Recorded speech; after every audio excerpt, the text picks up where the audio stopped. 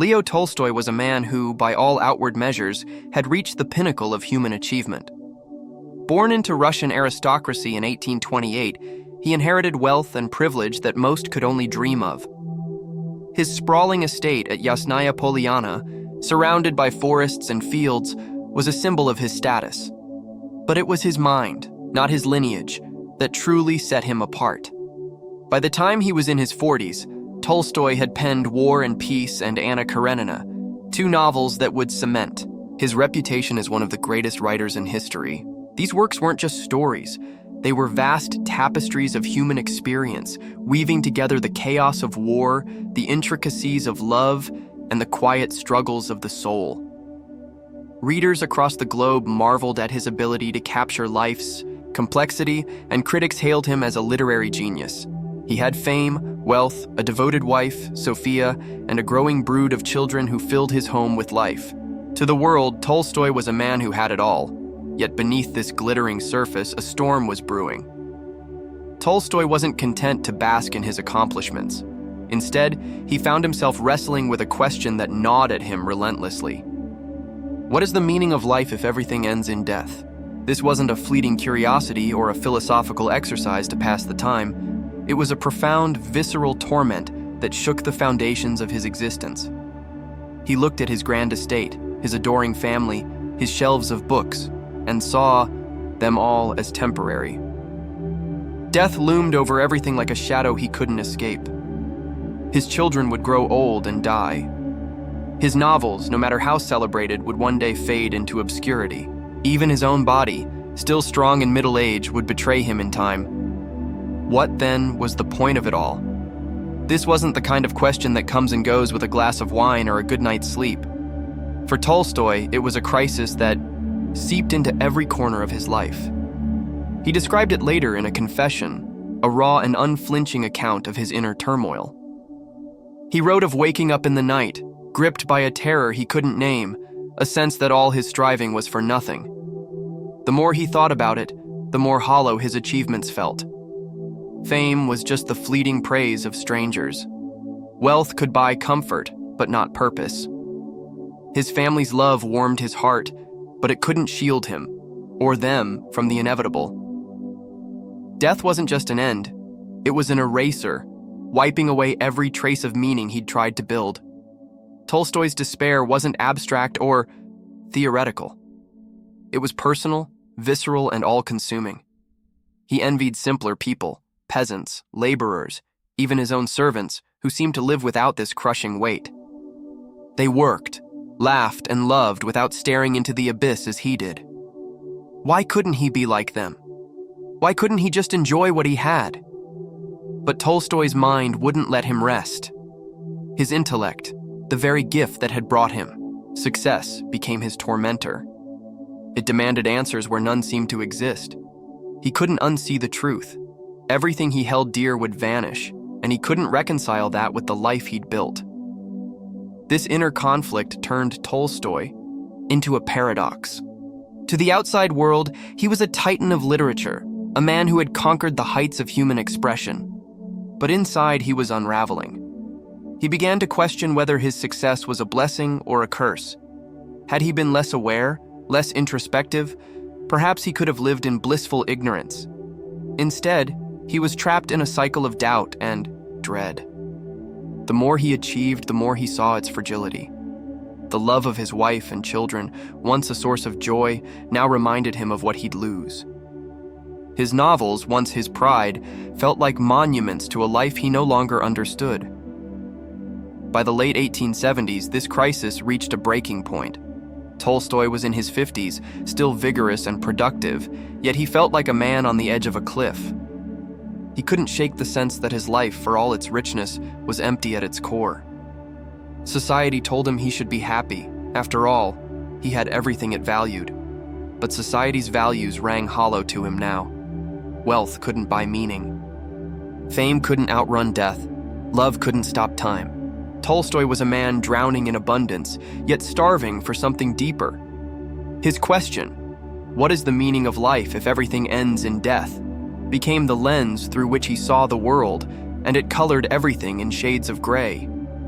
What began as a whisper in his mind had grown into a roar he couldn't silence, setting the stage for a desperate search that would define the rest of his life.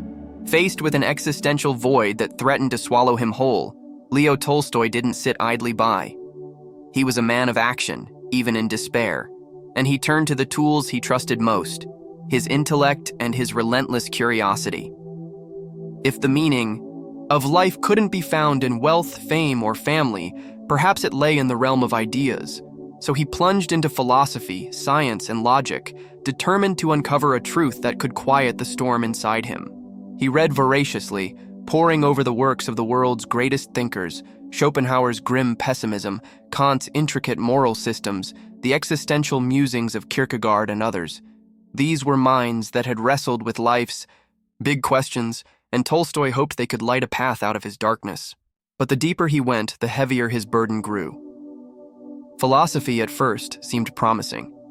It offered frameworks for understanding existence, tools for dissecting right and wrong, purpose and futility. Schopenhauer, with his stark view of life as a cycle of endless striving and suffering, resonated with Tolstoy's growing cynicism. Here was a thinker who didn't shy away from the bleakness Tolstoy felt. But Schopenhauer's conclusion that the best one could do was deny life's desires and retreat into asceticism left Tolstoy cold. Detachment might dull the pain, but it didn't answer his question. Kant, meanwhile, dazzled him with his logic and his vision of a moral universe governed by reason. Yet Kant's ideas felt too abstract, too detached from the raw emotional reality of Tolstoy's crisis. The existentialists, with their focus on individual freedom and meaning-making, intrigued him, but their solutions felt flimsy, like building a house on sand. Philosophy could describe life's problems with breathtaking clarity, but it couldn't tell him why it was worth living. Science, the other pillar of Tolstoy's search, promised a different kind of truth. This was the age of Darwin, an era when the natural world was being unraveled by observation and experiment. Tolstoy studied biology, astronomy, and physics, hoping they might reveal some grand design behind existence. But what he found was even more dispiriting than philosophy's dead ends. Science stripped life down to its bare mechanics. Humans were just animals, driven by instinct and chance, part of a vast, indifferent universe. Death wasn't a tragedy or a mystery.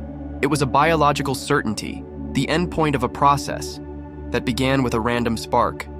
Love, joy, and achievement so precious to Tolstoy were reduced to chemical reactions in the brain, fleeting and ultimately pointless. The stars above Yasnaya Polyana, once a source of wonder, now mocked him with their cold silence. The more Tolstoy learned, the more trapped he felt. Reason, his lifelong ally, had turned against him. Philosophy and science could explain how life worked, but not why it mattered. If everything ended in death and science assured him it did, what was the point of getting out of bed? Why write another novel? Embrace his wife, or teach his children if it all dissolved into nothingness? This wasn't just intellectual frustration, it was a gut-wrenching realization that left him reeling. In a confession, he likened his state to a man lost in a forest, searching for a way out, only to find himself circling back to the same despair. Reason had promised salvation, but delivered only deeper doubt.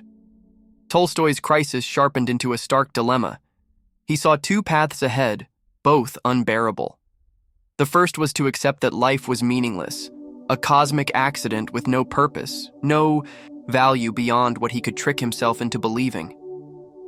This felt like surrender, a betrayal of the fire that had always driven him. The second was darker, to end his own life and escape the torment of asking unanswerable questions. He admitted in his writings that suicide crossed his mind more than once. He hid ropes and guns from himself, terrified that in a moment of weakness he might act. The man who had once stormed battlefields as a young soldier now feared his own hands. Yet even in this abyss, Tolstoy couldn't fully let go. Something, stubbornness, hope, or perhaps a flicker of faith he didn't yet recognize, kept him searching. Philosophy and science had failed him, but they weren't the only wells of wisdom. He began to look beyond the bookshelves of the elite, toward the lives of ordinary people, the peasants he'd once pitied for their simplicity. They didn't have his education or his wealth, but they seemed to possess something he lacked: a quiet acceptance, a way of living that didn't collapse under the weight of death. This observation planted a seed, one that would eventually lead him to faith. But in those early days of his search, it was just a faint glimmer, overshadowed by the despair that reason couldn't lift. Tolstoy stood at a crossroads, his mind a battlefield, his soul crying out for a meaning that eluded him. Leo Tolstoy stood at the edge of an abyss, his mind tangled in despair, his heart heavy with the futility of existence. Philosophy and science had offered him no lifeline. They had only deepened his sense of meaninglessness. By the late 1870s, in his early 50s, he was a man teetering between resignation and self-destruction. Yet something within him, a stubborn spark perhaps, or a refusal to let the darkness win, kept him from giving up entirely. It was in this fragile state that he began to notice something unexpected, something that would shift the course of his life. The people around him, the ones he'd once overlooked, held a quiet secret that he couldn't ignore. These were the ordinary folk of rural Russia, the peasants, farmers, and laborers who worked the land around his estate at Yasnaya Polyana. They were men and women with weathered hands and simple clothes, people who lived in wooden huts rather than grand manors, who toiled from dawn to dusk without the luxury of leisure or the burden of intellectual pursuits. Tolstoy had always known them. They were part of the fabric of his world. But now, in his desperation, he saw them anew. What struck him wasn't their poverty or their lack of sophistication. It was their peace. These people who had none of the wealth, fame, or achievements he possessed seemed to carry a lightness he envied. They laughed with their children, shared meals with their neighbors, and faced life's hardships with a resilience that baffled him.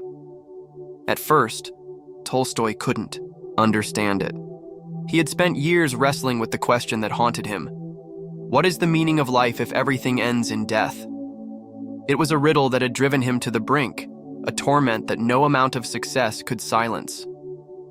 Yet here were these peasants, untroubled by such thoughts. They didn't sit around debating existence or scribbling treatises on despair. They rose with the sun, tended their fields, mended their roofs, and gathered around flickering lamps at night to tell stories or sing songs. Their lives were hard, harder than Tolstoy's had ever been, yet they weren't consumed by the dread that gripped him. How could they live so fully when they had so little? What did they know that he didn't? He began to watch them more closely, almost like an anthropologist studying a foreign tribe.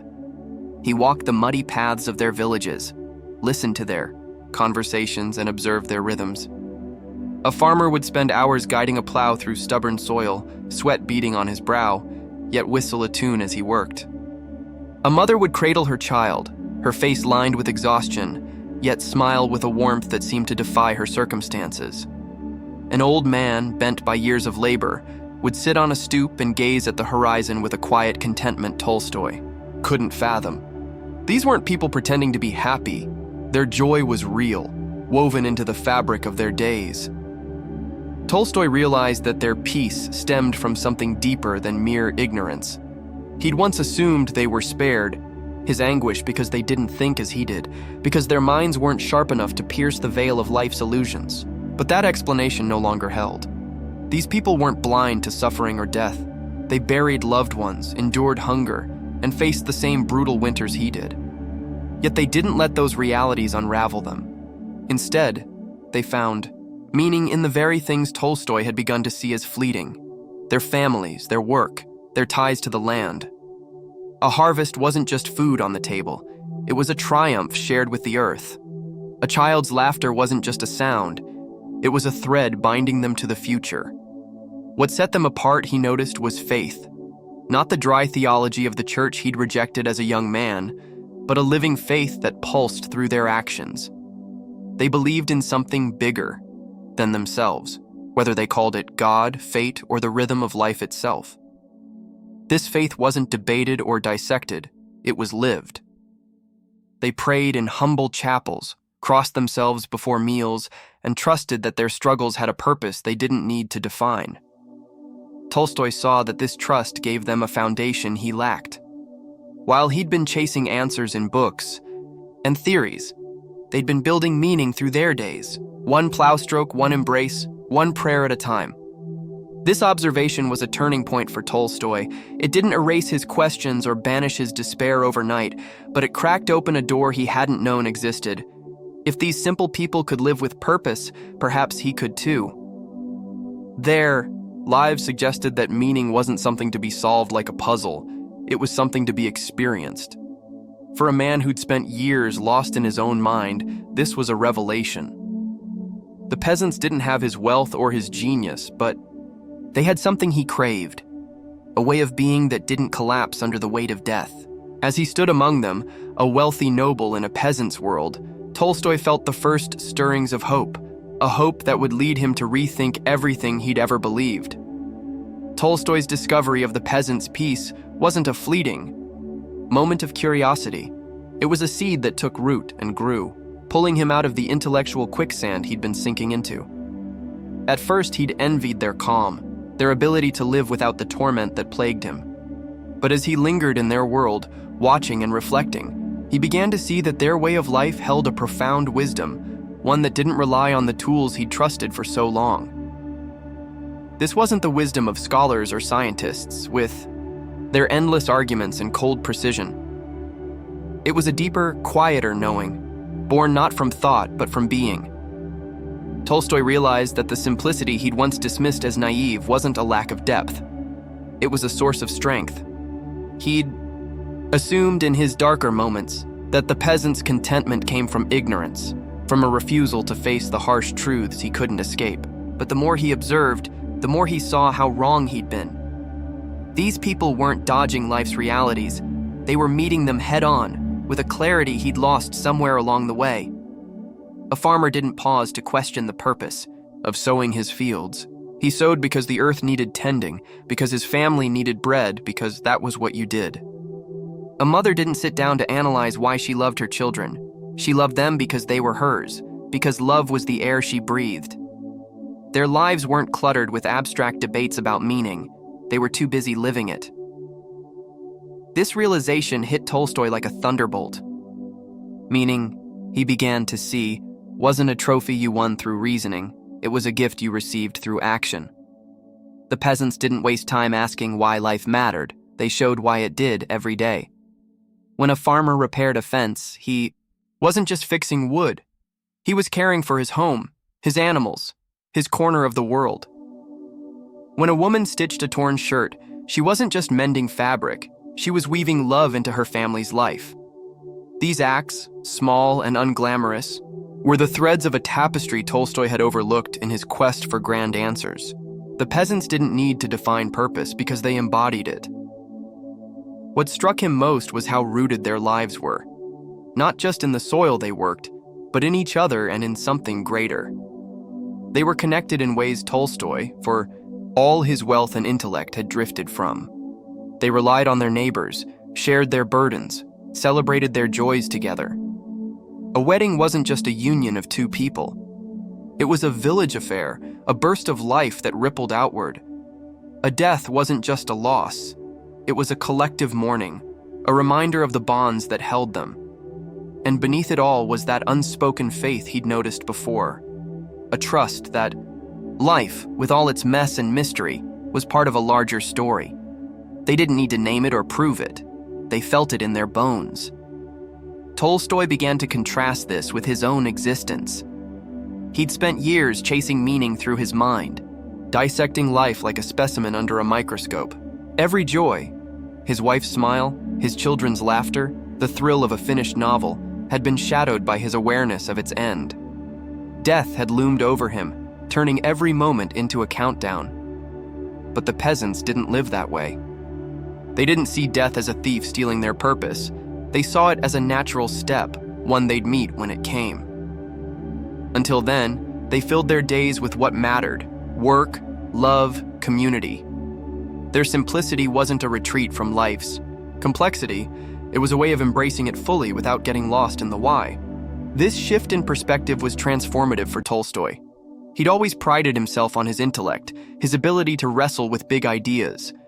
But now he saw its limits. Reason had taken him to the edge of despair because it demanded explanations, where none existed.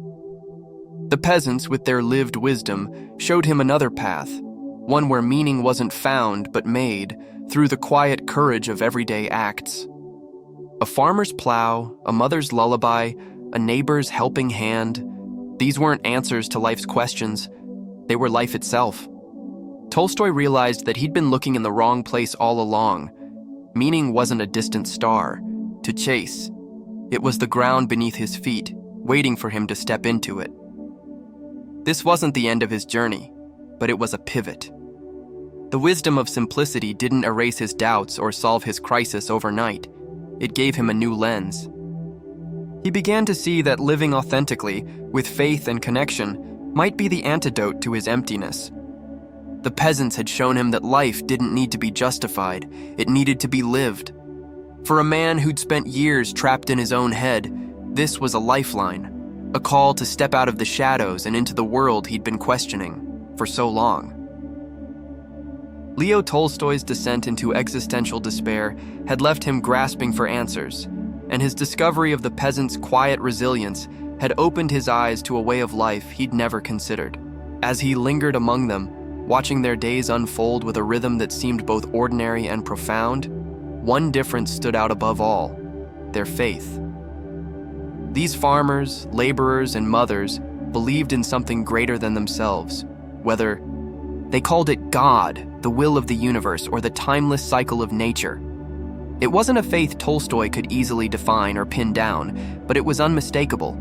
It flowed through their lives like a river, giving them a sense of purpose and comfort that he, with all his intellect and achievements, had never known. Tolstoy had once scorned religion. As a young man, he'd turned away from the Russian Orthodox Church, dismissing its rituals and dogmas as relics of a superstitious past.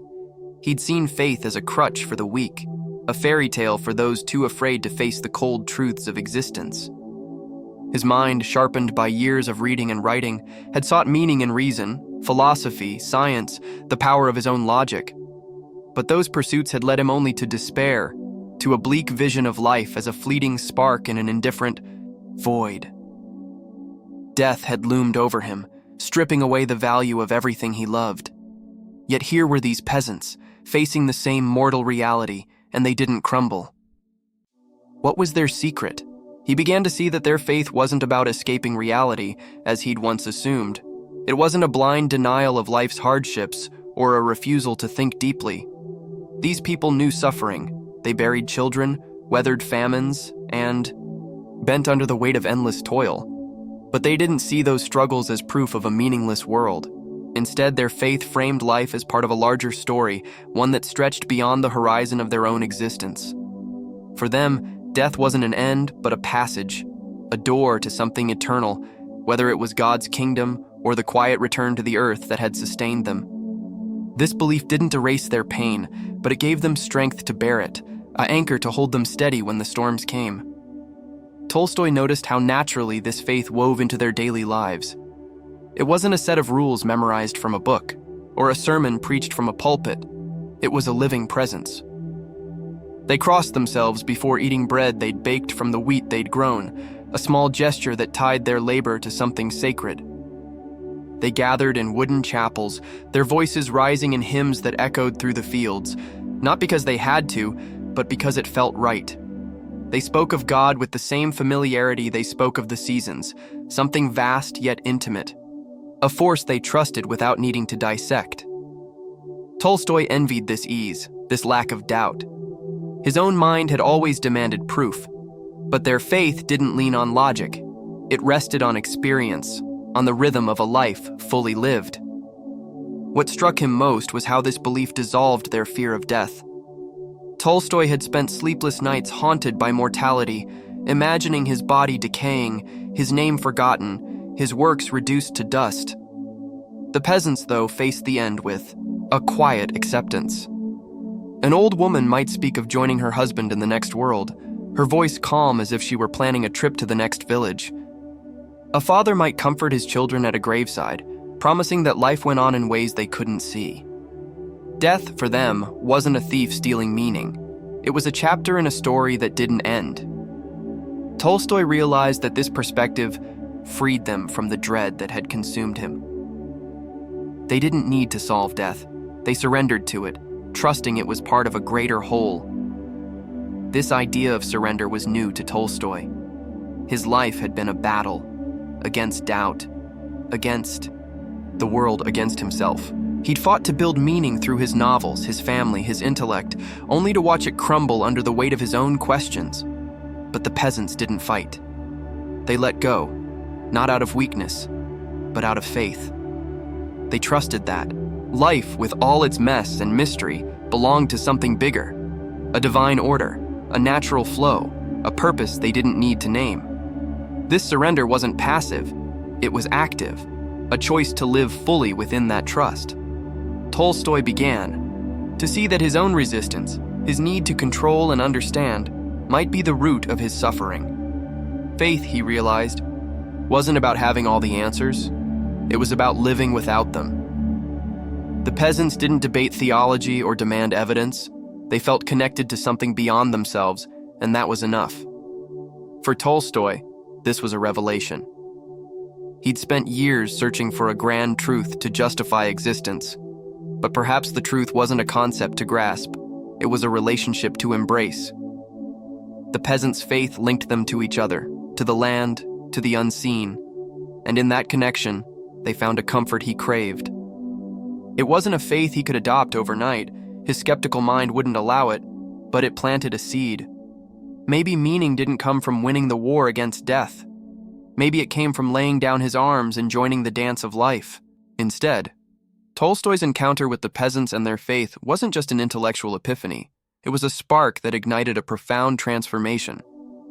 By the late 1870s and early 1880s, the man who had once stood at the pinnacle of Russian society began to dismantle the life he'd built. The values he'd chased, wealth, fame, intellectual prestige, had once defined him, but now they felt like chains. His crisis had shown him their emptiness, and the peasants had shown him another way. What began as a flicker of hope grew into a radical shift, a reimagining of who he was and how he wanted to live. Tolstoy didn't just change his mind, he changed his world. He started with the trappings of his old life. Wealth, once a source of pride, now seemed obscene in the face of the peasant's simplicity. He owned vast estates, thousands of acres, worked by serfs and laborers, while the people around him scraped by with little. The contrast gnawed at him. So he began to give it away, not all at once, but steadily, piece by piece. He signed over land to his wife and children, ensuring they'd be cared for, but kept little for himself. Money from his books, once a stream of luxury, was redirected to the poor or to causes he believed in. He didn't stop at charity. He stripped his own life bare. The elegant clothes of a nobleman were traded for a peasant's tunic and boots, rough and plain. Visitors to Yasnaya Polyana were shocked to find the great writer chopping wood or plowing fields, his hands calloused like those of the men he'd once employed. This wasn't a performance. It was a rejection of the illusion he'd lived under. Tolstoy had once thought meaning lay in standing out, in being admired, in leaving a mark that outlasted death. His novels had been monuments to that ambition, sprawling works that captured the sweep of history and the soul's depths.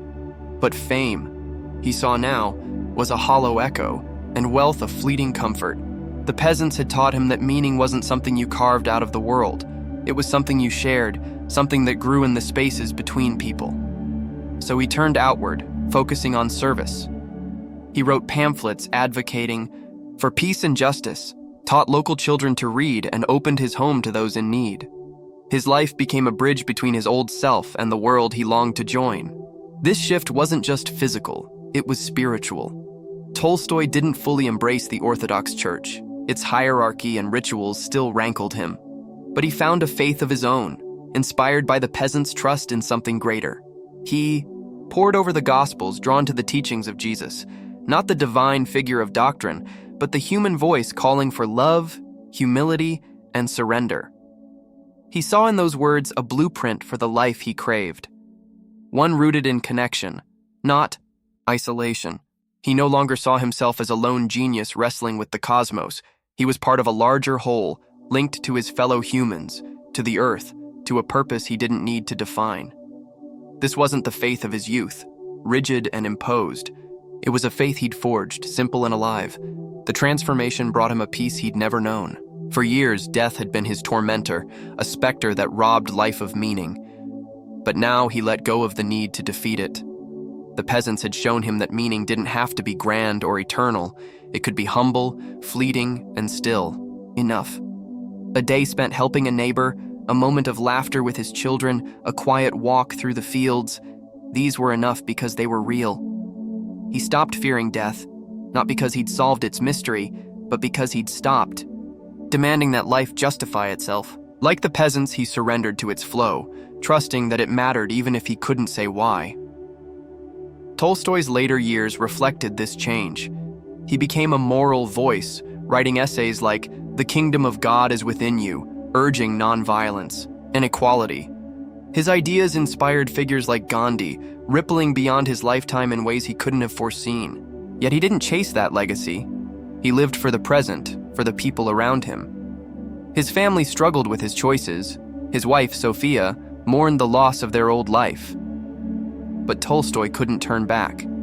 The man who'd once feared oblivion now walked toward it with open hands, a peasant in spirit if not in birth.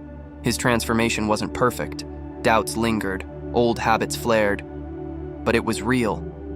He'd found a peace that didn't need to outrun death, a meaning that bloomed in the simplicity he'd once overlooked. Leo Tolstoy's journey through despair, doubt, and eventual peace is more than the story of one man. It's a mirror held up to the human condition. He began his life chasing what most of us chase: success, recognition, a name that might echo through time. His novels, war. And Peace and Anna Karenina were triumphs, his estate at Yasnaya Polyana a testament to his wealth, his family a source of love and pride. Yet these achievements, dazzling as they were, couldn't silence the question that gnawed at him. What is the meaning of life if everything ends in death? For years, he sought answers in the places we're often told to look: philosophy, science, the power of the mind. But those paths led him only to a deeper darkness, a sense that nothing mattered in the face of mortality. His story could have ended there, a cautionary tale of a man undone by his own brilliance. Instead, it became something else, a lesson in where meaning truly lies. Tolstoy's turning point came not from a book or a breakthrough, but from the lives of the people he'd once overlooked, the peasants who worked the land around him. These were men and women with no fame, no wealth, no grand ambitions, yet they carried a quiet fullness he envied. They didn't spend their days dissecting existence or plotting legacies. They lived it, moment by moment, with a simplicity that held a profound truth. Through them, Tolstoy learned that the meaning of life isn't something we can pin down with thought alone. It's not a formula to calculate or a prize to win. It's not about scaling the heights of success or etching our names into history's stone.